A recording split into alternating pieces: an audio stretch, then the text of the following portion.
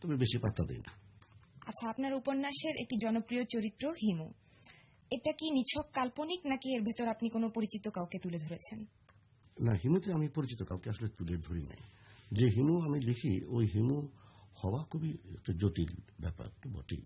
আমি মানুষের অনেক আছে ইচ্ছা পূরণের ব্যাপার আছে, মানুষ অনেক কিছু করতে চায় কিন্তু করতে পারে না। মানুষের যে সময় ইচ্ছা পূরণের যে বিষয়গুলি আছে এগুলি আমি হিমুর মাধ্যমে ওই ইচ্ছা পূরণগুলি ঘটাই।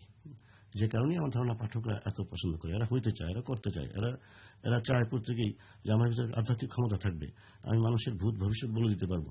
এটা সবার মনের ভিতরে একটা গোপন বাসনা।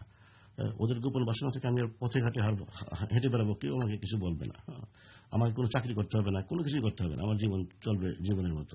কোনো বাড়ির সামনে গিয়ে যদি দাঁড়াই ওরা আমাকে খাবার দেবে। এই যে গোপন ইচ্ছাগুলি যেগুলো থাকে ওই ইচ্ছাগুলি আমি পূরণ করি হিমু উপন্যাসে। কাজে কারোর সাথে মিল আছে এটা মনে হয় না। আচ্ছা মিস্টার আহমেদ, এই হিমু তো আপনার পাঠকদের কাছে প্রায় অনুকরণীয় একটা চরিত্র হয়ে দাঁড়িয়েছে। এই হিমুকে নিয়ে মানুষের উচ্ছ্বাস সম্পর্কে বিশেষ কোনো ঘটনা আছে কি যা আপনাকে নাড়া দিয়েছে? হ্যাঁ, একটা বলা যেতে পারে। আমি হঠাৎ করে ইয়ে থেকে একটা ম্যাগাজিন পেলাম রাশিয়ার এমবেসি থেকে। ওই ম্যাগাজিনে দেখি কি ওদের রাশিয়াতে একটা হিমু ক্লাব আছে। ওই হিমু ক্লাবের সদস্যরা কিন্তু সব রাশিয়ান, বাঙালি ছেলে পেলে না। এবং এরা একটা অনুষ্ঠান করেছে, সেই অনুষ্ঠানে সব অ্যাম্বাসেডরদের ডেকেছে। অ্যাম্বাসেডরদের হলুদ পোশাক পরতে হবে। এরা জানে অ্যাম্বাসেডররা হলুদ পোশাক পরবেন না, কাজে ওই ক্লাবের তরফ থেকে প্রতিটি অ্যাম্বাসেডরকে একটা করে হলুদ নেকটাই দেওয়া হয়েছে। তারা এই হলুদ নেকটাই পরে অনুষ্ঠানে যোগ দিয়েছেন।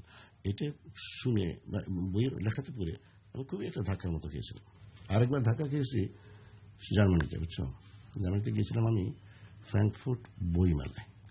সেখানে একটা বাসায় একটা অনুষ্ঠান হচ্ছে, এক ছেলে এসে আমাকে বলল যে স্যার আমি কিন্তু হিমু, হলুদ একটা কোট গায়ে দিয়ে আসছে। আমি বললাম তুমি হিমু? হিমু তো খালি পায়ে থাকার কথা, এই প্রচন্ড ঠান্ডা জার্মানিতে তোমার কি খালি পা? স্যার দেখেন তাকে দেখি তার খালি পা। ওই দিন আমি ধাক্কার মতো খেয়েছিলাম।